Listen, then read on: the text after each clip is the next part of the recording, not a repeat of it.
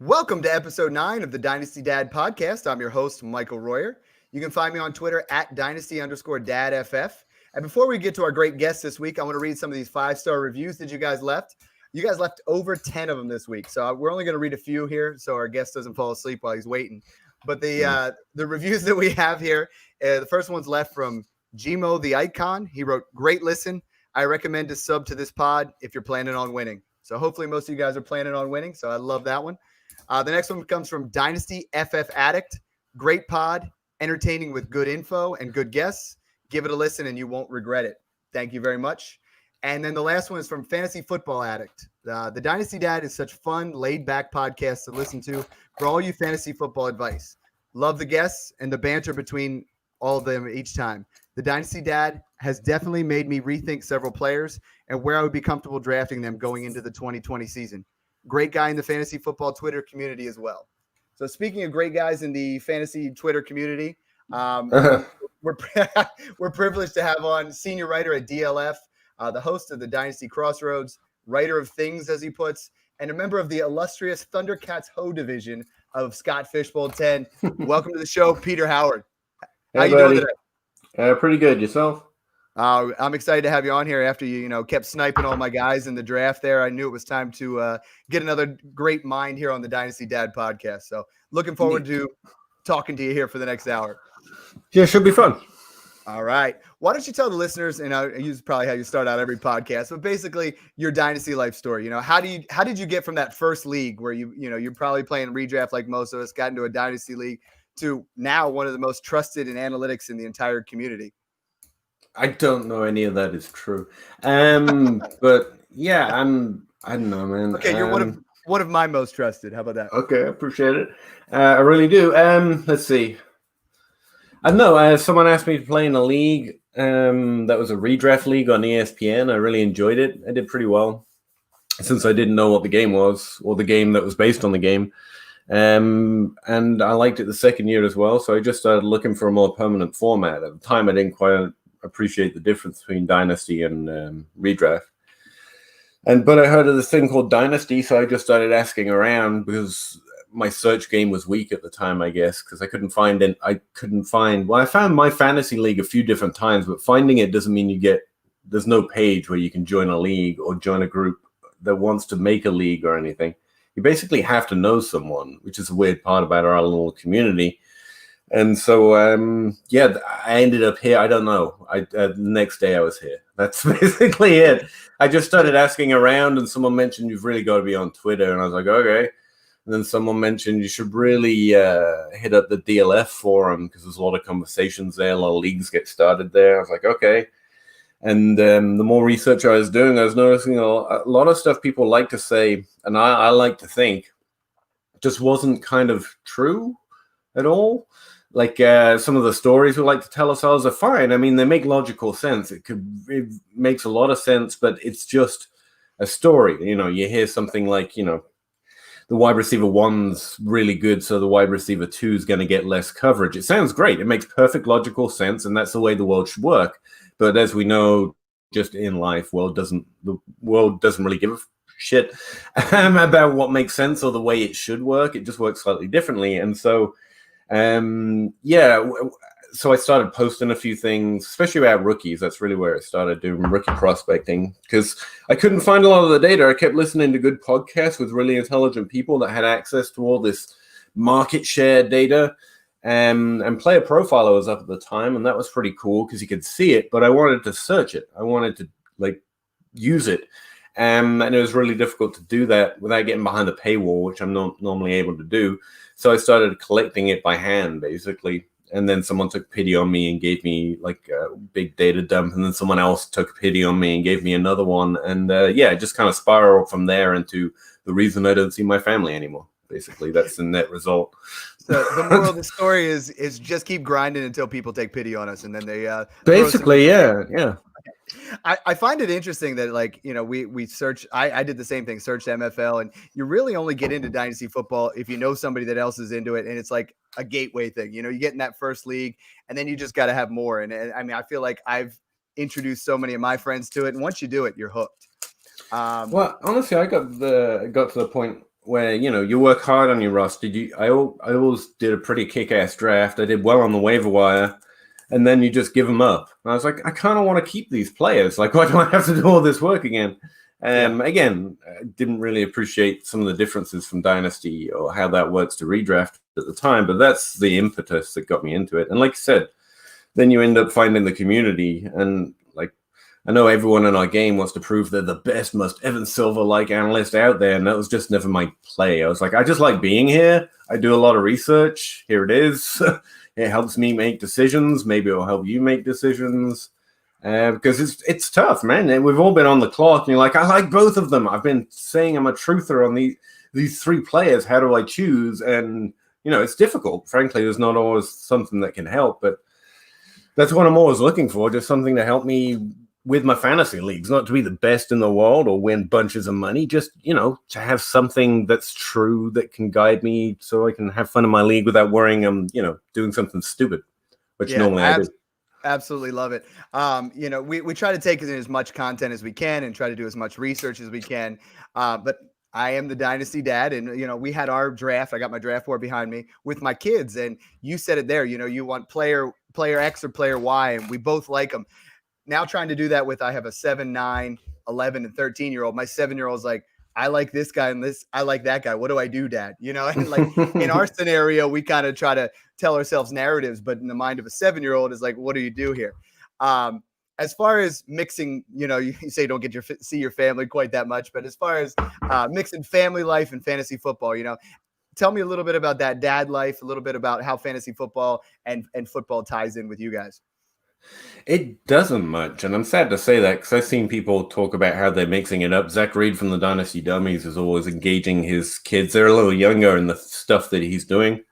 But I got into it. My son's a teenager now, and he wants to be interested because, he's a good son. I like to think we have a pretty good relationship, but I can tell it's pity interest, which is fine. But we all do that. I don't really want to push my kids into something because I enjoy it, and I've never really felt a strong sense that they're actively, like, Sam's not overly interested in it. So, every now and again, I think I should really try and do something a little bit more like a family league or something, but I'm never going to get my wife overly interested in it. It's just not her thing. My daughter, I know jury's still out on that. She's a little younger, so it's a little easier, but she's very into mermaids right now rather than anything to do with her dad. And Sam's really into gaming. So unfortunately, it doesn't cross over a lot. It's mostly just on, Dad's going to go to the basement for a while now. that's the interaction, which is a little sad. I hate to say it. Yeah, Dynasty Outhouse was saying I'm more of the Frank Gore of this. I'm trying to play it until my kids want to take over my leagues. But it's fun just engaging with them. You said your daughter. My daughter actually came down this year with it was the most proud dad moment ever, but she had 3 pages of Fantasy Pros ADP notes for our in-house league. That's pretty cool. And I was like, that's super cool. So, hey, let's get down to business here. I want to talk about our week 1 matchups. I want to talk weave in a little bit of our dynasty insights, some of the players you got. And as well as, I know I've heard you talk about it, but see how the Vegas odds have things stacked up, the over-unders and things like that. Oh, okay. Which leads me into, I'm very excited to announce that I've partnered with Thrive Fantasy for the upcoming NFL season. You guys can stake your claim at $50,000 week 1 in Thrive Fantasy prizes. Simply use the code DAD for $20 in your startup bonus. If you guys deposit $20, using the code DAD will give you an extra $20 for this DFS prop bet hybrid app. So instead of just putting in your straight lineup, you guys can bet on individual players like Drew Brees. Will he throw for 285.5 yards over or under? Or Stephon Diggs, 6.5. I'm really interested to try them out this year. You guys should as well. That's thrive.com, and it's on my Twitter page. You guys can check that out. So jumping right into it here, week 1, we're so excited. We did all the work for Dynasty.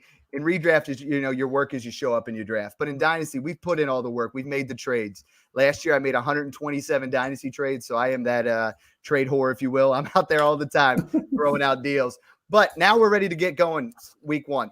First matchup, Philadelphia at Washington, with the Eagles as 5.5-point favorites, with the over-under at 45.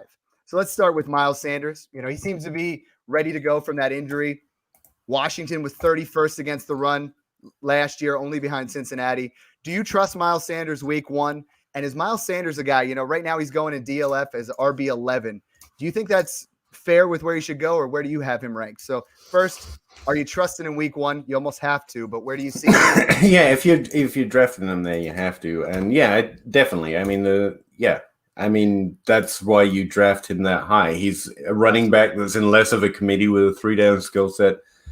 Don't have much of an opinion on defensive matchups. I mean, I got Vegas lines. Well, one version. That's the weird thing about Vegas lines. It's like a million versions, so yours are probably going to say something different than mine. But yeah, he's eminently plug-inable. He should be in your RB spot. If he's on your roster, you should definitely be starting him. I've gone with a fairly low Vegas total right now of about 44 points for the game. I don't know if that matches up with yours, but I'm not that worried just because it's not how I decide who's going to start my running back slot. To be honest, especially in week 1 when Vegas lines are going to be their sloppiest early on. Yeah, and there's a lot to come up with here. I mean, to deal with Miles Sanders and how much is Boston Scott going to get work here. As far as ranks, they have him at a DLF as RB11. Does that seem fair to you, or do you have him a little higher, a little lower? Ooh, sorry, I am prepared for that at all. I have a thing here. Normally I don't pull up sheets, but where I'm so underprepared to talk about this as a subject, I'm like rushing to one. But no, I got my exact positional rank around here. So I have him in the top 12 overall in Dynasty, I'm pretty sure. So yeah, he's a top 12 running back. Yeah. I actually have him one spot higher than DLS ADP right now as running back 10. To me, he represents the same bed as Clyde Edwards-Helaire, to be honest with you, but we know more about him in the NFL. Yeah. Like, he was really good. The Eagles certainly seem to have seen what they want to see. The fears of that committee, I get that some people might feel justified, but that's certainly not what their lowest expectations were, and I think they saw a lot of what they could use. I think they plan to use him more this season. So yeah, I feel pretty comfortable with Miles Sanders as my running back 1 this year, if that's the way my draft goes. And in my redraft league, I got Kamara in the first and I got Sanders in the second, and I left just thrilled, because those are the kind of backs that I want. I want those pass catching backs that can do it on the ground as well. Right. On the flip side, our listeners want to know what to make with this Washington football team, and that's in itself is getting hard enough to, it's becoming a little bit easier to pronounce instead of saying Redskins. But J.D. McKissick named the starter. Bryce Love's obviously in the mix, but what everyone wants to hear about is Antonio Gibson. So why don't you tell us, I heard on Dynasty Crossroads a little bit here. What do you think of Antonio Gibson going into this mix? And is this a backfield that you're trying to avoid altogether, or is Gibson that guy? So this is not a nice, easy, fun podcast to kick off the season. Got it, right? No, right. I'm not. I thought Gibson was a really interesting prospect based on his profile, based on his cost, frankly, early in the draft preparation season, or what we want to call it. Now you basically have to pay for like the top 5% range of his outcomes. Yeah. And the thing about Gibson, the reason he looks interesting and dynamic is because he never played running back. He played running back a little bit, and he played wide receiver a little bit. And it's a Lynn Bowden profile, and he looked pretty good doing it.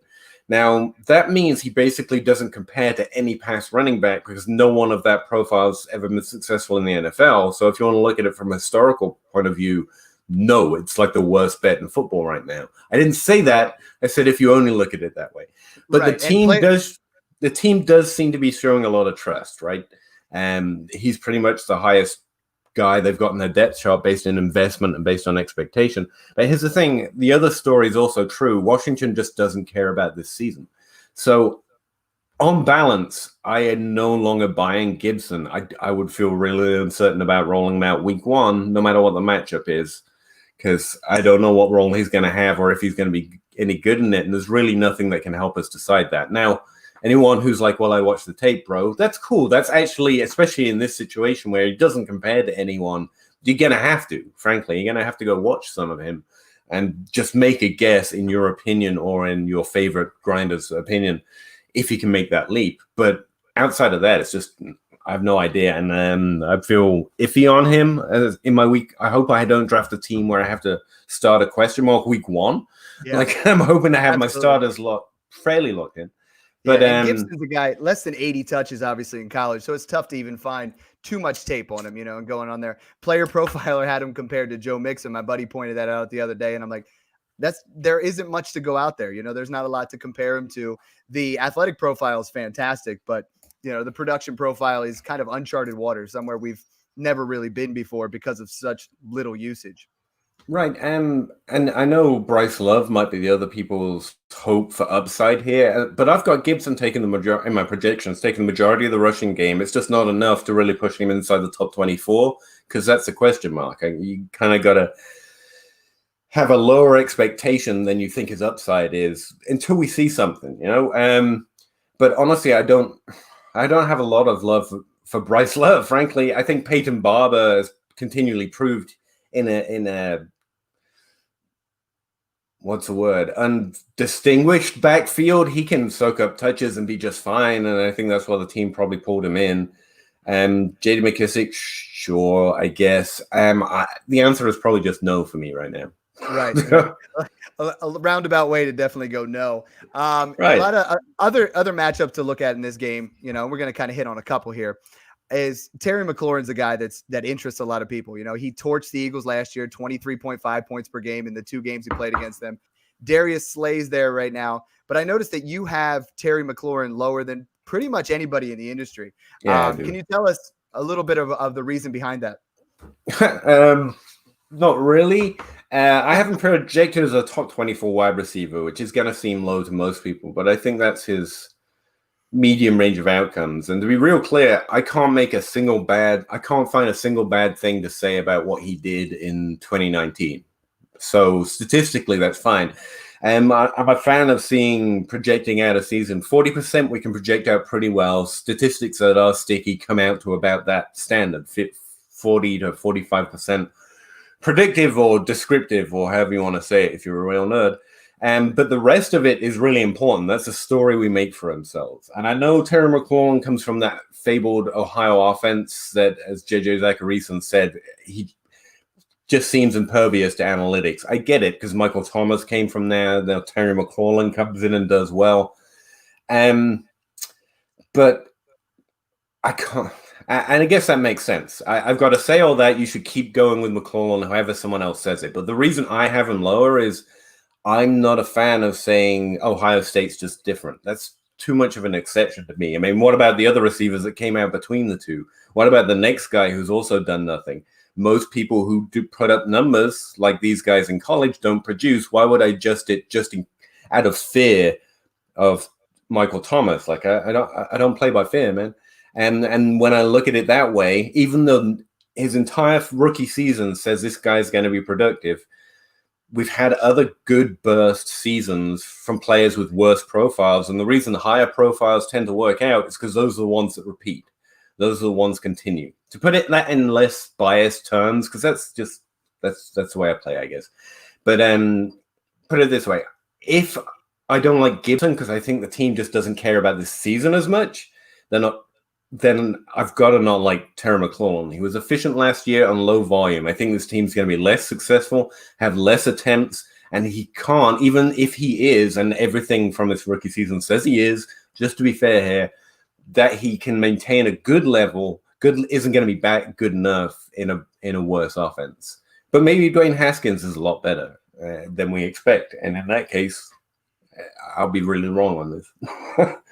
Pretty much if you go on Twitter and you say any of the rookie wide receivers from last year aren't going to do well this year, you're going to catch some flack. And McLaurin's one of those guys, and everybody wants to believe in them. But what a guy who does his rookie year doesn't always pan out into the second year. There's a lot of things in there. I would say, and again, you should bet on rookie season stats. They're twice as predictive of any college stats. Sophomore breakouts are the most common type of breakouts in the wide receiver pool. Mm-hmm. Like, go with what you see. But, 60% of this stuff we don't see coming, and I'm just going to rely on what I'm used to or familiar with, and that's the players that come from college that weren't quote-unquote productive falling flat somewhat in the NFL. So, I'm just writing it. I'm writing it out. You got to make a negative bet somewhere.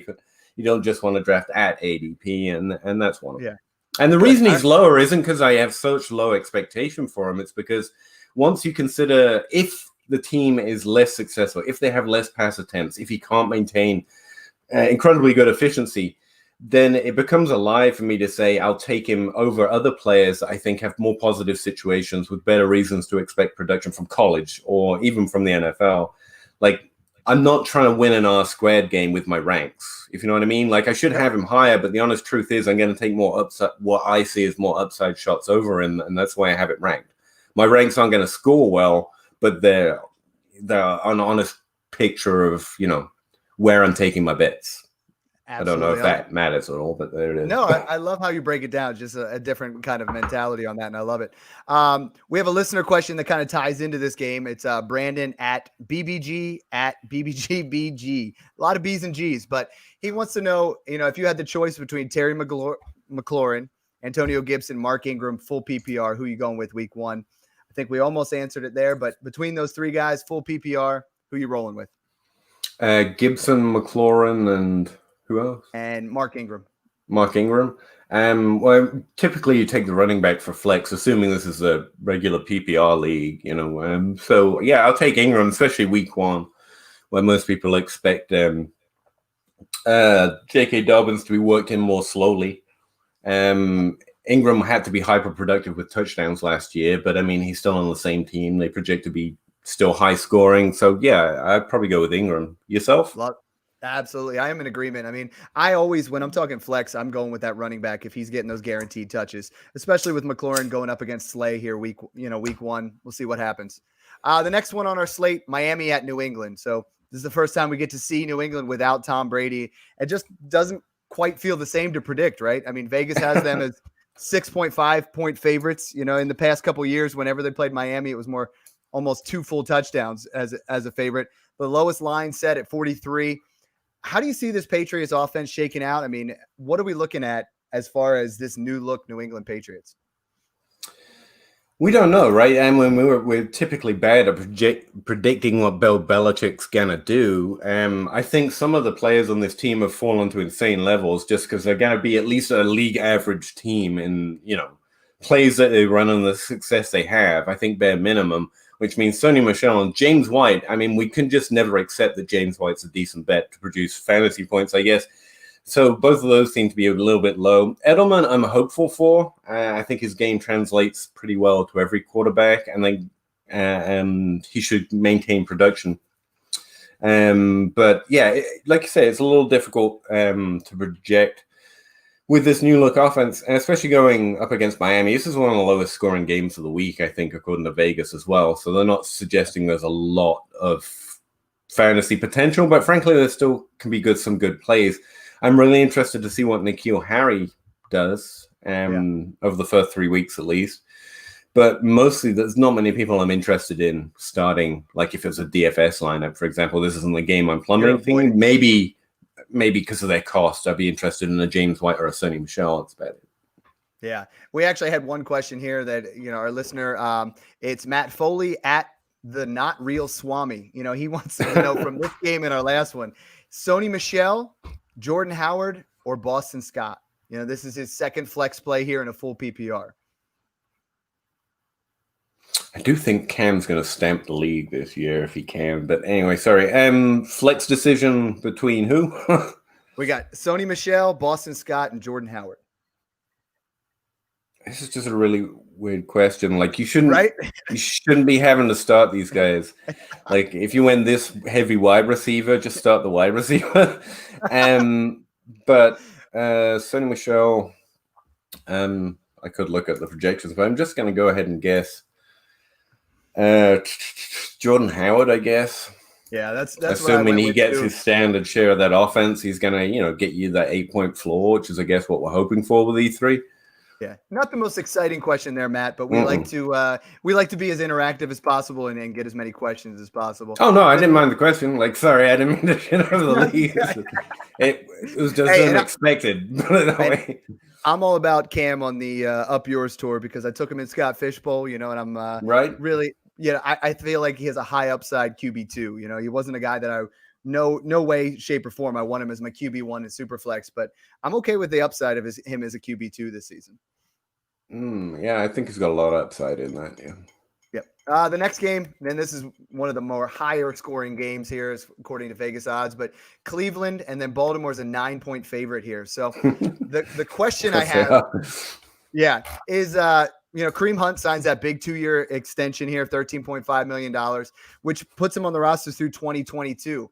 Nick Chubb becomes a free agent at the end of 2021. Do these guys coexist this year? And as far as dynasty, I mean, who's your preference here? At cost, are you a Kareem Hunt several rounds later, or you believe in Nick Chubb? I know where's the value right now. Chubb, I guess, his value is probably the most likely to drop with Hunt signing a contract. But I like both guys. I don't know. I said on Twitter, this reminds me of Zach Ertz and Goddard more than anything else, because everyone spends all offseason convincing themselves they know what teams are going to do and what teams should do, and one of them's getting traded or moving. Then it doesn't happen, and they don't like the players because of it. It's like, that was your fault. That was the mistake you made, that you had enough hubris to think this is obviously what is going to, like, even if they wanted to do that, it would have been hard to pull off, because NFL trades are fairly hard to pull off. And both players were productive, and that's the conclusion there. I think, like last year, both players are going to have a really good portion of this offense. They're going to be productive because they're both really good players, high-level, high-talent players. I mean, I'm pretty excited to see both of them again. And Stefanski offense here, I mean, improved offensive line. Yeah, I'm hoping for a boost from this year, yeah. I love this offense in general. I mean, Odell Beckham, Jarvis Landry, two of the better values when it comes to the dynasty community. They've pretty much written them both off for dead. How do you like those guys? I mean, not for dead, but I mean, they've pushed them back massively. What do you think of Odell Beckham and Jarvis Landry? I agree. I was just looking at who I'm highest on by dividing it by round and stuff like that. But Odell Beckham and Jarvis Landry, I'm easily higher on those relative to where they're drafted than any other wide receiver on the board right now, which is saying something. To be honest, I get the confusion over Austin Hooper, Odell Beckham, Jarvis Landry, and you've got two good running backs. But my overall general sense is good players on the same team tend to help each other. Odell Beckham had more targets with a similar target share than he did when he was on New York Giants the year before. His efficiency suffered a little bit because the offense struggled with one of the harder schedules in the NFL last year, it turns out, after we look back over the season. And he should be a little more acclimatized to the offense. I kind of like all of this. Give me all of last year's hype at a discount. Yeah, that's fine. Yeah. And I feel a little uncertain because it all kind of rests on Cam Baker Mayfield live up to at least his median expectation. And I'm not a quarterback evaluator. You got to know your weaknesses. And I don't know when a quarterback's going to be good or bad. He looked good to me from college, but, I don't know. I can't be as confident even in that. So it rests a lot on that. And I don't know. Yeah. 2018 Baker Mayfield was fantastic. I mean, he broke the rookie quarterback touchdown record. He had that swagger. 2019 Baker Mayfield came out a little bit on the chubby side, he seemed more hungry for the Hulu thing, But he just didn't have that same kind of, swagger. The offensive line was off, and everybody seems to crap on Odell Beckham, no pun intended, based off the media today. Him and Jarvis Landry just keep getting better value. I mean, Jarvis Landry's the wide receiver 34 on DLF right it's now. It's just stupid. I mean, I hate to use the word stupid with this stuff. We're all having fun, do what you want. But at a certain point, there's nothing in Jarvis Landry's profile or how he's performed or that's just crazy to me. We hate players so much. We're like, nah, just to give up on those points. Okay. Okay, bro. I mean, we were like that when he was with Miami. We're like, well, it's on so many targets. And then he just kept doing it. And he's always in that top 24 range. And we're drafting him at 34 as if he is 34 years old. We're drafting him as if he's already on the way out. And Jarvis Landry gets it done every year. So I feel like that offense, and we talk about it a lot on my other podcast, the Dynasty Refinery, that Cleveland offense is definitely due for some positive regression. I mean, there's some exciting pieces there. Definitely going forward. The one guy that everybody keeps asking, should they plug him in their lineup? I got 5 or 6 questions to this. I think he's a league-winning type talent if something happens to Mark Ingram. But everyone's saying they want to get J.K. Dobbins in that starting lineup. And I'm under the assumption that we're looking maybe 10, 12 touches. And that's not the kind of guy I'm trying to roll out there week 1. What do you think of J.K. Dobbins long-term? And are you willing to roll him out there? Yeah, the week 1 decisions, especially if we're thinking more redraft, then you just have to be calmer on those. You have to see something. And not a little something, because then you roll them out week 2 and it doesn't happen again and you're in big trouble, like a Sammy Watkins. But dynasty-wise, I don't understand why I'm higher on rookie running backs than most. Like, that's not normally the space I occupy. Mm-hmm. And I get there were second-round picks, but I spent 3 years listening to everyone and their mother tell me how great these guys were, and I mostly mocked it. But when I look at their profiles, they live up to at least half of their hype. And that's better than all but 1 or 2 backs from any particular running back class. Here we have 4 guys who honestly live up to about half that amount of hype. And like I said, projection-wise, and we said we'd start Mark Ingram because that's a reasonable expectation. J.K. Dobbins takes a while to work in, or Mark Ingram has the job, and he's a really talented running back who worked well last year. But if we just expect what happened last year all the time, that's part of why I'm betting against Terry McLaurin. Then, you hit that 40% rate, not that 55 that we're aiming for. So I actually expect a lot more from Dobbins than I think what is reasonable to expect right now. I'll say it that way. But yeah, Mark Ingram's really good, but I still remember with Lamar Jackson taking up so much of the rushing total, it's difficult for any running back to make an impact in the same way they can on other depth charts. So I'm guessing that his rushing gets rolled back at least a little bit, and that J.K. Dobbins is rolled out in force more than we can reasonably expect right now. And that's just based on there's nothing that says J.K. Dobbins can't do that. Most years, I'm trying to quell the expectations on a guy with his profile and his draft capital. I'd be like, whoa, let's calm down a little bit. This year, people are like, well, maybe he'll get a few starts. Maybe he'll David Johnson. I'm like, I'm not. Get hyped, man. Season's here. J.K. Dobbins is really talented in the second best offense, in my opinion, in the league last year, and things have only gotten better team-wise. So, yeah, kind of excited for him. He's my most owned dynasty rookie from this year, and I have not left a single redraft league without grabbing him late because I feel like he has league-winning type potential. If Ingram goes down, that's a guy that I'm excited to have on my team. I think he can get there without Ingram going down. All respect to Mark Ingram, but I don't think he may have been what J.K. Dobbins might be at some point in his career because he's been a very good running back, but I don't think he's there now. Just not an age thing, just especially with running backs. There's a quick drop off, and teams can choose it. And this team seems to be choosing Dobbins, in my opinion. But Harbaugh's even come out and said that they can foresee that happening here with Dobbins. And it's exciting. The next game, not so exciting. They have the Jets at the Bills, and the Bills are 10-point favorites here. This is the lowest scoring projection of the entire slate. Is there anyone here you're trusting to roll out there? The Jets, especially the fact that the Jets were number 2 in run defense last year. Is there anyone you're willing to roll out there week 1? Devin Singletary, Zach Moss. Aside from Diggs and Allen, is there anything this game excites you at all? Well, rushing defenses are DSTs, let's put it that way, are notoriously inaccurate year to year. Whether they were good at something or not last year, it honestly matters nothing to this year. I think Zach Moss is an interesting start week 1. I mean, someone could have drafted him in that range. He certainly has flex appeal. Going up against the Jets in what looks to be a more ground and pound game, a very slow, low-scoring game. But, these aren't the games, man. These aren't the games I'm really expecting to get a lot out of. But that puts me more on a DFS mind. I mean, it depends what your team's looking like. Like, if you've got Jamison Crowder on your roster from the Jets, if you've gone thin at wide receiver, he's someone you should definitely start. He's drafted way too late as well for what should be his reasonable expectation.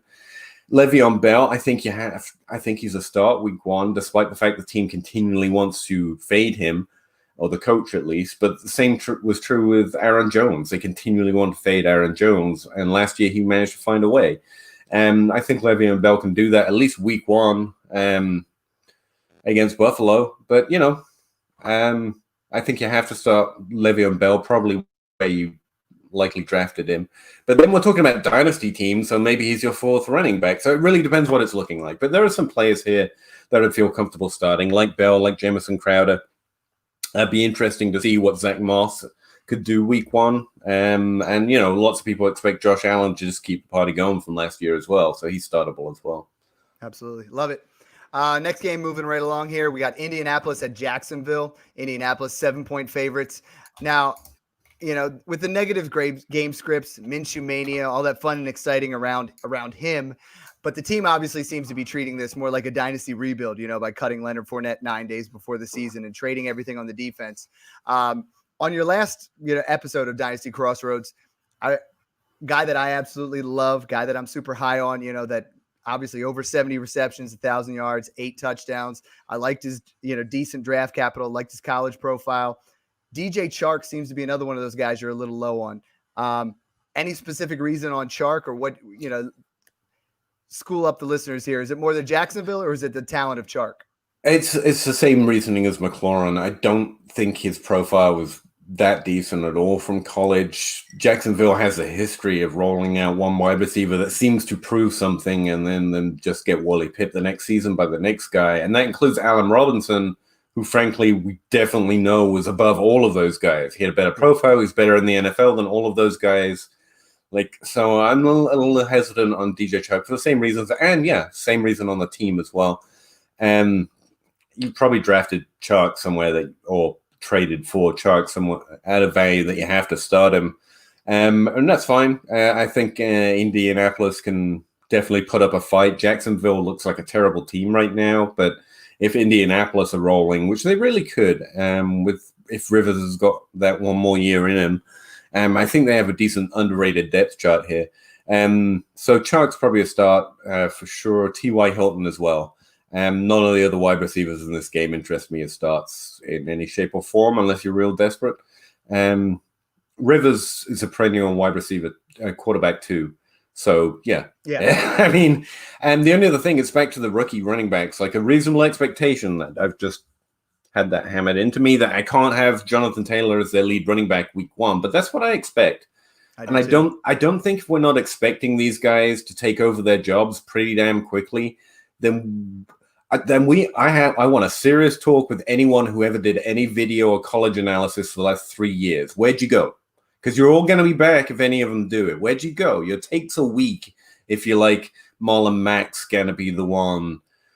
Like, what were you doing for 3 years? Get off my feed with this college hype of how great this class is. Oh, but Marlon Mack's going to be the running back week 1. I get that it's reasonable historically, but Jonathan Taylor's meant to be a perennial talent, the best talent in the draft class, who's gone to a team that wants him, that wants to use him. And Marlon Mack, well, he's been a really solid running back in the NFL. Well, so was Trey Mason. He didn't get quite as long of a run. And Jonathan Taylor's meant to be something different than that. Now, either you feel that way or you stop pushing college analysis onto my timeline, you weak take have it. There you go. That's as hard as I can make it. We take that, and sometimes we have the overreaction, right? Like Clyde Edwards-Helaire, and then all of a sudden Damian Williams holds out, or he's out for the season, and now we're looking at, let's move him way up the board. Like, is Damian Williams or is Marlon Mack, are those the guys that we're worried about when we draft perennial, guys that are supposed to come in and be studs right off the bat? And again, Jonathan Taylor is that stud. I mean, he's that guy. His athletic profile through the roof. I mean, he's got such high potential with the number 1 offensive line, according to Pro Football Focus. Jonathan Taylor could be that guy this year. And like you said off the rip, like that's not, I don't like Marlon Mack. I know we love putting in those terms, love and hate, and Matthew Berry and everything else, but I've been consistently higher on Mack for years now because everyone was like, oh, Jordan Wilkins or this other running back. It's like the dude's been good in college. He's been decent in the NFL. He's going to continue to be that. He's got a decent pass catching. In fact, that's mostly why we liked him coming from college. He's a pretty good pass catcher. It's not that I hate Marlon Mack. It's just that we liked Jonathan Taylor more. He did better in college. The team seems to think so too, and they just spent a 2nd-round pick on the dude. Like that's how running back rolls, guys. Unfortunately, they're not wide receivers. Like Absolutely. We can't apply the same rules. Speaking of wide receivers, and I know that you love undrafted free agents. Yes, I do. Talk to me about Zach Pascal. I'm seeing people in Dynasty dropping him. Is there still a possibility for him to be that someone that should be on the back end of your rosters that could still produce? Okay, here's something where I disagree with, our team projections here. I think Zach Pascal is wide receiver 2 in this depth chart, which isn't saying a lot because I expect Jack Doyle to be in play as well. I think Naheem Hines and Marlon Mack are going to have really good receiving roles in this offense. I don't know if one of them will edge it into fantasy relevance, and I expect Jonathan Taylor to be good in helping the team move along. Phillip Rivers is a very skilled quarterback. There's a lack of room for fantasy relevance here, and he's reminding me more and more of Kendrick Bourne, who's also shown to be above average talent in the NFL, decent, can hold on a depth chart. He's like the glue of a wide receiver core for that team, even though they keep experimenting with less productive, kind of crappier talents.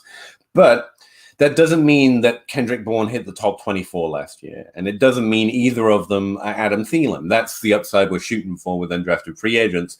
But it does mean, I think, Zach Pascal's, like, I know lots of people like to fantasize about Paris Campbell, who was decent on his 7 touches or whatever it was last year.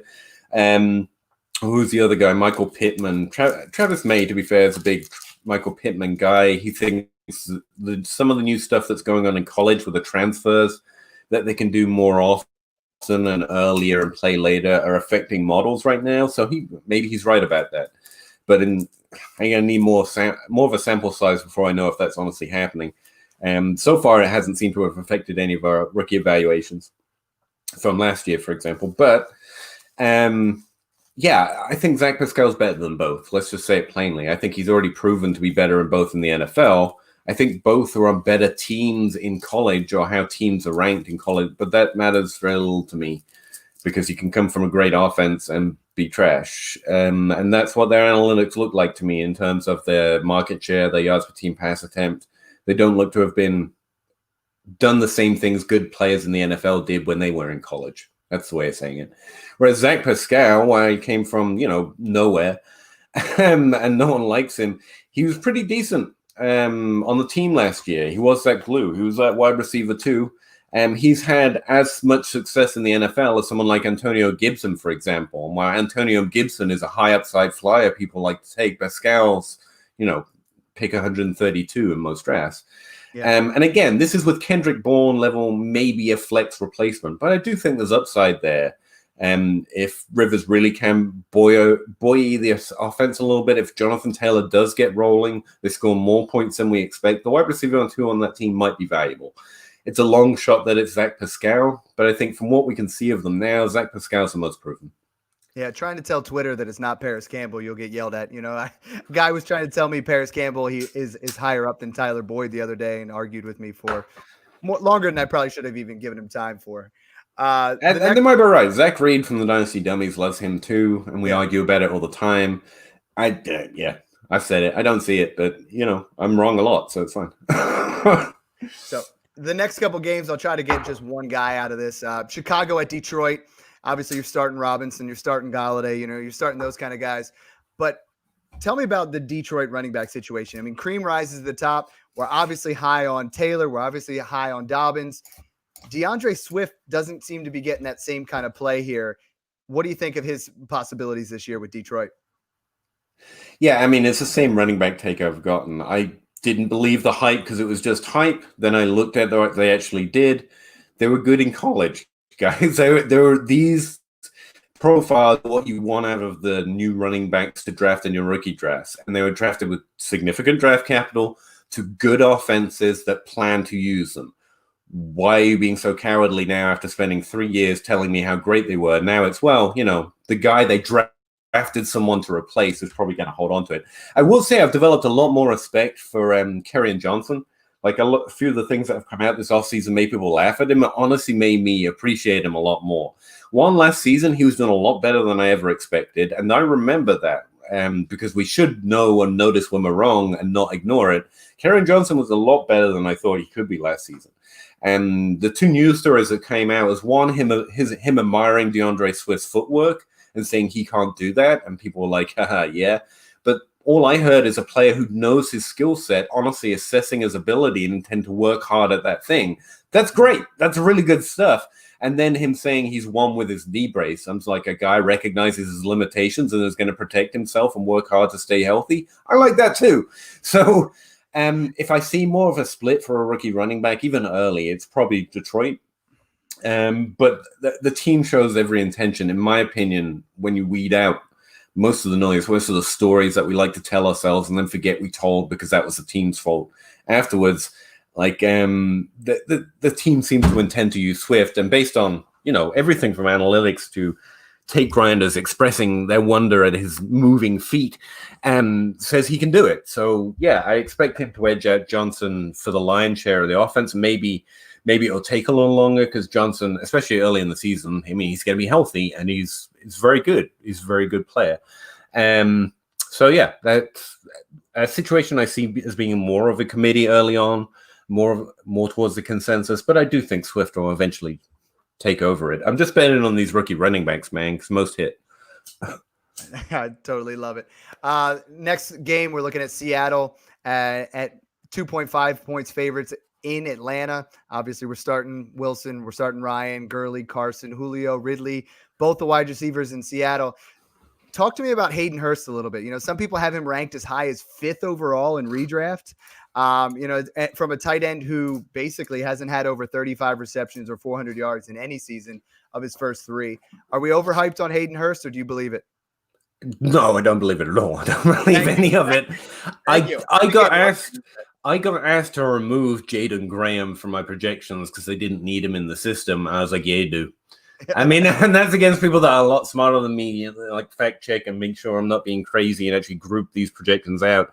And I was like, if I'm going to bet on a tight end in Atlanta just because, then it's Jaden Graham. He hasn't been great in the NFL, but he's done something. And the team liked him at one point. He's young. He's further into his career in the NFL. I know Hayden Hurst is about to retire at this point, but in terms of his experience in the NFL, Jaden Graham's got more, and that tends to be a good thing for tight ends. So I've taken late shots on Graham in dynasty teams just because. But it does fall into the same fallacy of, look, Atlanta need no tight end. They don't. They're taking a flyer on Hurst, and, I guess the team and the coaches know a lot more than I do about what they need. But he wasn't particularly great in college. He's like 4 years older than my grandmother, I'm pretty sure.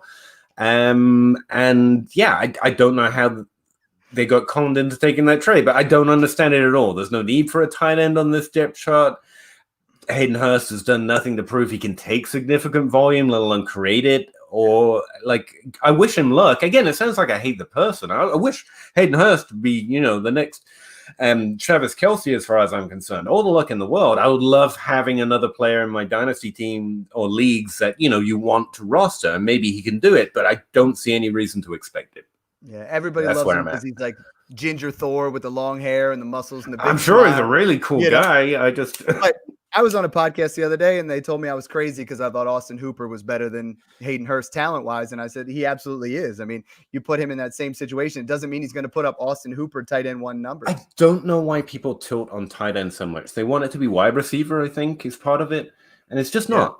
Look, tight end repeats at the highest rate in the NFL. Screw your running backs. I know it seems impossible that Alvin Kamara and Ezekiel Elliott and Christian McCaffrey, it seems impossible to me these guys aren't going to repeat. They repeat at a lot lower rate than tight ends. The only things that we can honestly say describe what a good player is, Hooper has. Hurst has done none of it. So I mean, that's where you should be. If I can be reasonable to expect Zach Pascal not to be a thing in real terms when doing projections, you should really be okay with that with Hayden Hurst. Streamer appeal, sure. Matt Ryan can throw touchdowns to anyone, right? And this offense is going to be prolific again. And against the Seahawks, I expect it to be a phenomenal game. I'm really looking forward to that one. So sure, he can catch a touchdown week 1, then not for the next few weeks, and then one again. And yeah, that's the role I see him in. He's one of the viable streamers, but you got to pay more for him than most. I agree. Now, Doyle, frankly. Yep. Oh, I love Doyle. No, you talked about how running backs don't always repeat. I mean, it's 54% of the guys you draft as RB1s are going to finish as RB1s, historically speaking. And one of those guys is it. Well, where do you? It was the article I was just reading the other day. But basically, what you're looking at. Let's look at Aaron Jones. I mean, obviously, he was the RB2 overall last year. Now people have him more of an RB2. In that range with A.J. Dillon coming in here. Do you think Aaron Jones is underrated at this point? Sorry, I'm looking at something. Is Aaron Jones underrated at this point? Yeah, he is. It's for really good reasons, but that means that his value is decent. He's got a Le'Veon Bell problem, but both are being taken with that in mind. The market's really efficient. I keep saying this, and I'm not sure entirely my meaning comes through. It means that people are adjusting for reasonable things. Yes. Like Hayden Hurst isn't being taken in the top 5. That's goddamn Rams tight end, and that is a little crazy. But most average positions actually take into account a lot of what is reasonable to take into account. And it's the same with Aaron Jones, and it's the same with Le'Veon Bell. They've got a team problem. The team clearly doesn't value them the way we value them. Now, to Adam Hard's point, he was talking with, what was it, Fantasy Numbers podcast the other day, or Fantasy Points podcast, and they did a zero running back episode, and it came up. And he was talking about how we think we know how players should be used better than teams when the long-running history says that we don't. Like Lamar Miller is the most recent example I can think of. We thought, just give him the ball more. But then he goes to another team that's willing to, and we don't get that much more out of him. So maybe we should trust that teams know what they're doing a little bit more than we like to pretend on Twitter. And so that's kind of where I am with that. Like, think they're good. I think the market's adjusting for Jones's and Bell's team problem, and I think both teams clearly have a problem with him. But again, Jones found a way last season, so I think he's not undervalued right now. I think he's at exactly the right value. I kind of love making that call, you know? Yeah, absolutely. He's like early second round pick or so, and in a year where everyone's taking a lot of running backs early, that's adjusted as well. Like you kind of have to draft running backs a little higher this year because everyone wants running backs, even if you want to fade them a little bit. So yeah, I think it's right on the mark right now. Next game has some serious running back appeal. You're looking at the Chargers and the Bengals. I mean, obviously you want Allen, you want Boyd, you want those kind of guys in there. Talk to me about the running backs here, Austin Eckler and Joe Mixon. Value wise right now, you know, I know you're big on Austin Eckler. Mixon got the contract there. What do you think of both of these guys? 46% of running backs drafted in the top 12 finished in the top 12 between 2013 and 2019, according to DLF ADP. I'm just saying.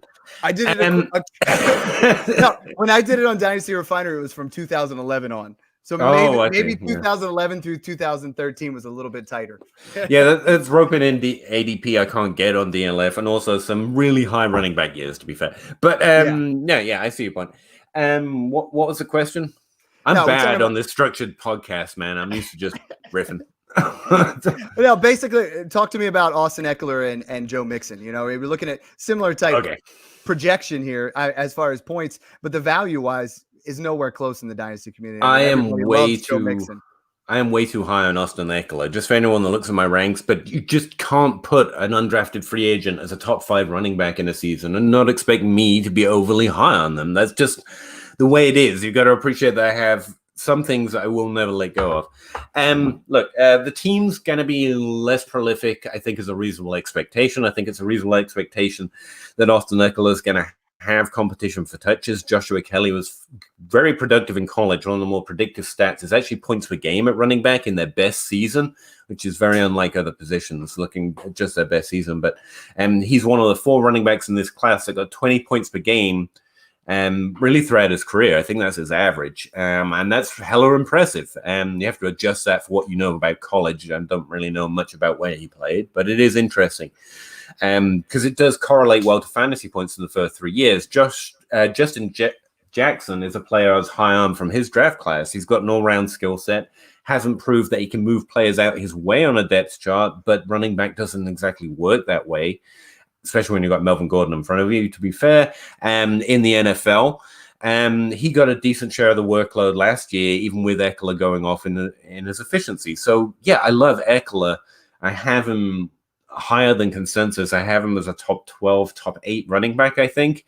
And that's reasonably way too high. I think top 14 would probably be a fairer bet for Austin Eckler, just because, again, less team success, less trips to the red zone, less volume. None of that adds up into great things coming off a year where you already had pretty high efficiency. Yeah, no, I saw a stat on Twitter the other day. You know, even if he had 50 less receptions last year, he still would have finished as the RB7. So, you know, he's still going to get the workload. And he's underappreciated because people tell that narrative. On the flip side, is Joe Mixon overappreciated because of that? Well, the thing about Eckler is all of that's true, but you kind of have to draft him as you say it's underappreciated, but you kind of have to draft him as that top 8 running back right now if you want him on your team. Yep. And that sucks. Trade value is different. Like you say, people don't necessarily feel that when they're on their rosters. I didn't get that quite for him in trade, but I had him in like 4 out of 5 Dynasty leagues that I've kept into this season. And I think I've traded him off 3, and I got nothing like that value in trade. Right. So, yeah. Who's the guy you moved on to, though? Joe Mixon. Same game. I think different kind of perspective. That's a reverse. Mixon's never shown that ceiling in production, but he has done really well in a rough situation. The question with Mixon this year, as well as if you care to factor in off-field concerns, but it's if Scott Barrett right? And the answer to that question is it's normally safe to say yes. Okay, that's normally a guy you just want to agree with. But he has high expectations for Cincinnati. He thinks Joe Burrow can beat the average or even the high percentile range of rookie quarterbacks. And where I'm not a quarterback evaluator, it's really hard to clap back at that. Is it reasonable to expect Cincinnati to be better with Joe Burrow as a rookie than Andy Dalton, who's had a top 5 season, but was always kind of a perennial average talent? Reasonable? I don't know. I think it's really reasonable to trust some of the evaluators as saying he can. Like I said, Scott Burrow is solid gold as far as I'm concerned. So I have Mixon lower than consensus, and it's a thing that makes me the most nervous about my running back ranks. One, I know Eckler's too high, but I'm worried that Mixon should be above Sanders. Right now, someone just asked me a start-sits question, but oh no, it's a draft question. Does it take Sanders, Jacobs, Joe Mixon? And I had it ranked in that order: Sanders first, then Jacobs, and Joe Mixon. And that makes me really worried, because if that team is better with Joe Burrow, he should be on top of that list. So yeah, it's a difficult area in the ranks right now, and kind of got to find an X factor. I can tell you what's reasonable is Sanders, Jacobs, Mixon. But when 60% of the season isn't just a reasonable expectation, weird stuff happens all the time. I think I just listened to Matthew Kelly and JJ Zacharyson. I think this was a couple of episodes ago because I'm really far behind. But JJ described it as he could be this year's Dalvin Cook. And I think I was discussing that earlier in the offseason with someone as well. Like, if you're going to bet on a Dalvin Cook this year, that kind of breakout, we know he's talented. We have other concerns. With Cook, it was injuries. With Mixon, it's can the team be as or more successful? I think that's a really easy, safe comparison. And to be fair, you should mostly draft for upside. Me, I feel better getting Sanders because I'm not a big running back drafter early anyway, most of the time. But yeah, it makes me nervous. The guy who takes Mixon's probably taking a smarter shot. Yeah, that's where I'm at. The upside's there. I mean, I'm all about Mixon this year, but the interesting thing, like you said, is it's going to swing off of what happens with Joe Burrow. I think so. And don't get me wrong, a running back can get there without the team being phenomenally successful, but I think we've seen Joe Mixon be incredibly good with what he's given on a bad team. Yeah, and one of the worst offensive lines in the league. And now, the thing with him in college is he was a prolific receiver. I mean, he was able to really get it done. And he's yet to have over 35 receptions in a season. And you that's something that could definitely be on the rise. Was he a top 12 running back last year? I forget. I think he finished as RB13. He was like right something like that. But he's right in that range. And if you're showing you can do that on a bad or worse version of your team, like, it's reasonable to have Mixon way higher than consensus right now. But yeah, I can lay out the reasons as far as I can tell you what I'm doing on my draft. I'm taking Sanders, but I'm not. Yeah.